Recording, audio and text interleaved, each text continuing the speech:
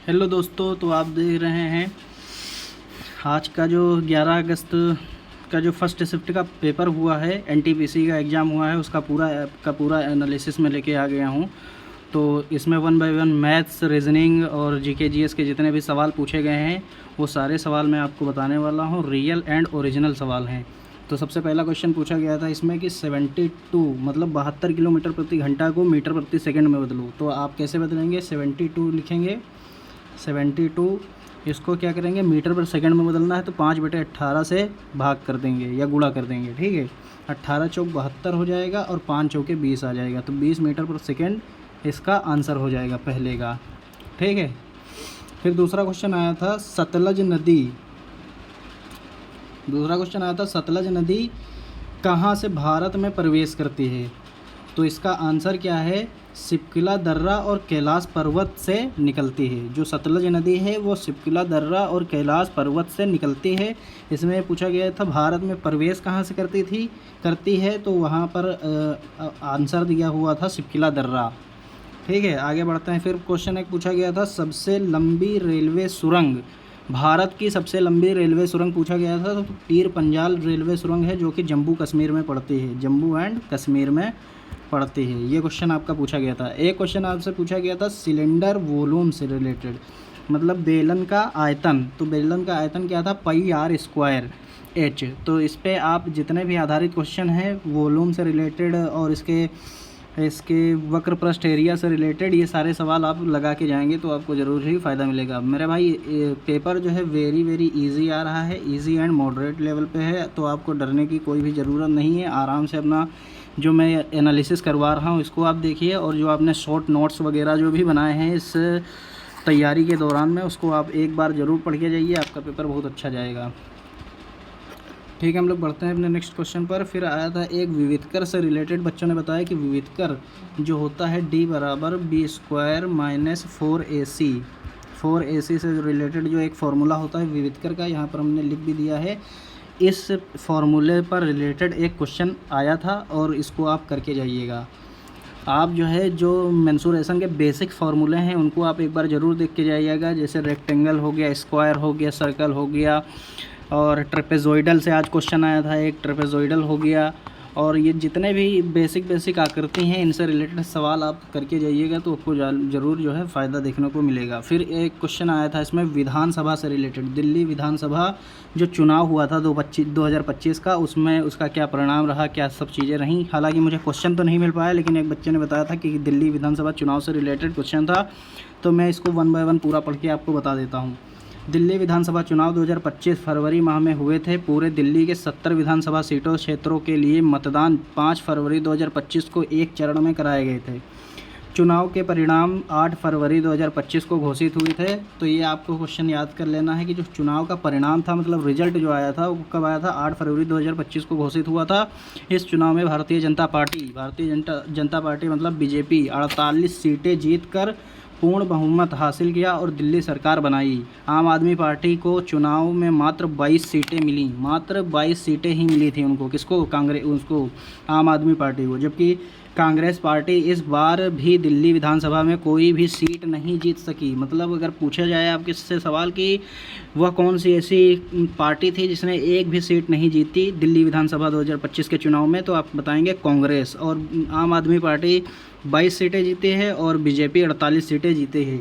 यह चुनाव 17वीं विधानसभा के कार्यकाल के समाप्ति के बाद हुआ है, जिसका कार्यकाल 15 फरवरी 2025 को ख़त्म हो रहा था। चुनाव आयोग के मतदान के लिए 13,033 मतदान केंद्र बनाए गए थे। यह आपसे पूछा जा सकता है कि कितने मतदान केंद्र बनाए गए थे, तो 13,033 मतदान केंद्र बनाए गए थे। और दिल्ली में लगभग 1.55 करोड़ मतदाता वोट डालने के लिए पात्र थे।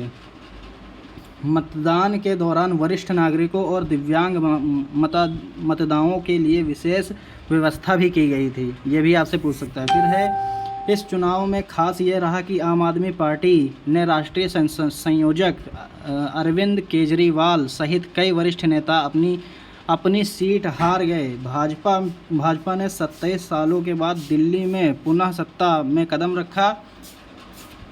नए नए मुख्यमंत्री के तौर पर भाजपा ने शालीमार बाग में विधायक रेखा गुप्ता को नियुक्त किया गया। जो रेखा गुप्ता हैं वो दिल्ली की सीएम अब की बार बनी है। ठीक है, तो फिर है चुनाव की तैयारी की प्रक्रिया में मुख्य चुनाव आयुक्त राजीव कुमार की महत्वपूर्ण भूमिका रही। उन्होंने चुनाव कार्यक्रम, नामांकन, मतदान और मतगणना कार्य सफलतापूर्वक संपन्न कराए। ठीक है, ये बात भी आपसे पूछी जा सकती है, इसको भी याद रखिएगा। अब इसमें मैं मुख्य जो पॉइंट हैं वो आपको बता देता हूँ। मुख्य चुनाव तिथियाँ इस प्रकार थीं। नोटिफिकेशन कब जारी हुआ था? 10 जनवरी को जारी हुआ था, 10 जनवरी 2025। नामांकन की अंतिम लिस्ट क्या थी, अंतिम तिथि क्या थी? 17 जनवरी 2025 थी। मतलब सिर्फ 7 दिन ही दिया गया था एप्लीकेशन भरने को, मतलब फॉर्म भरने के लिए। फिर है नामांकन वापसी की अंतिम तिथि 22 जनवरी थी, 22 जनवरी 2025। मतदान कब हुआ था? 5 फरवरी 2025। और परिणाम कब आया था? 8 फरवरी 2025। मतलब 3 दिन के बाद पूरा प्रोसेस हो गया था ये। तो हम लोग आगे बढ़ते हैं और देखते हैं इस प्रकार।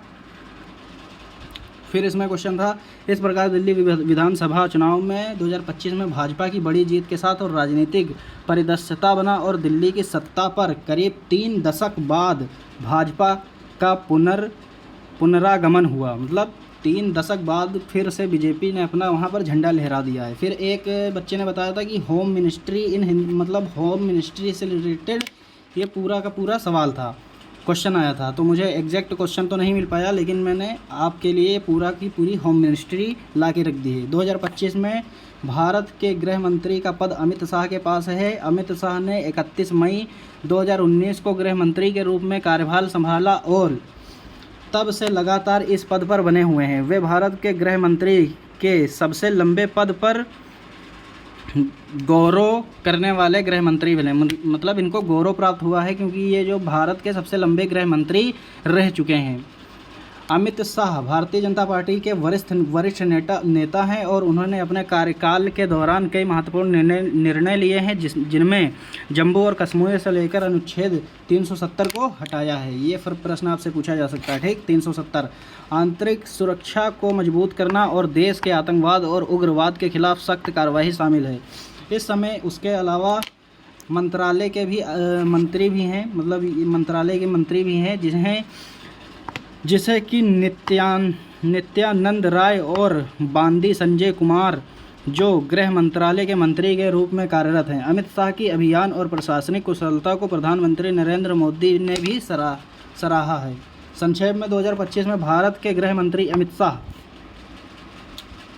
मतलब अभी ये प्रेजेंट टाइम में अमित शाह जो हैं होम मिनिस्ट्री के जो गृह मंत्रालय के मंत्री हैं। अब सुनो, एक क्वेश्चन रामकृष्ण मिशन से आया था, तो मैंने रामकृष्ण मिशन को भी आपके सामने पूरा प्रस्तुत कर दिया है। रामकृष्ण मिशन के बजाय रामकृष्ण मिशन की स्थापना के बारे में जानकारी उपलब्ध है। सुनो, रामकृष्ण मिशन की स्थापना 1 मई 1997 को स्वामी विवेकानंद ने की थी।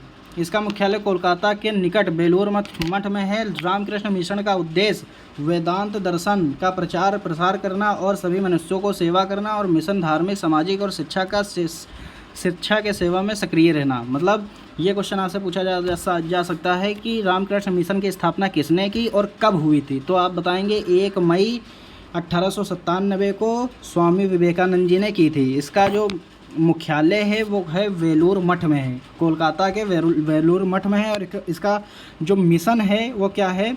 धार्मिक, सामाजिक, शिक्षा और सेवा के क्षेत्र में सक्रिय होना। मतलब इन जैसे शिक्षा का क्षेत्र है, सामाजिक क्षेत्र है और सेवा का क्षेत्र है, इसमें योगदान प्रदान करना।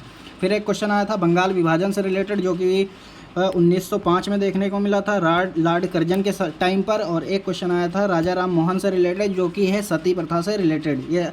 ये सारे क्वेश्चन मैंने आपको बता दिए हैं। आशा करता हूँ आपको ये वीडियो पसंद आया होगा, और अगर पसंद आता है तो इसी तरह से अभी जो 11 अगस्त का जो सेकंड शिफ्ट का पेपर है उसका भी एनालिसिस में लेके आऊँगा। अगर चाहिए तो यस कर देना कमेंट बॉक्स में, और थर्ड का भी लाऊंगा। इसी प्रकार जितने भी एग्ज़ाम होंगे वो सारा एनालिसिस आपको इसी चैनल पर मिलेगा। तो अभी के लिए जय हिंद मेरे प्यारे बच्चों।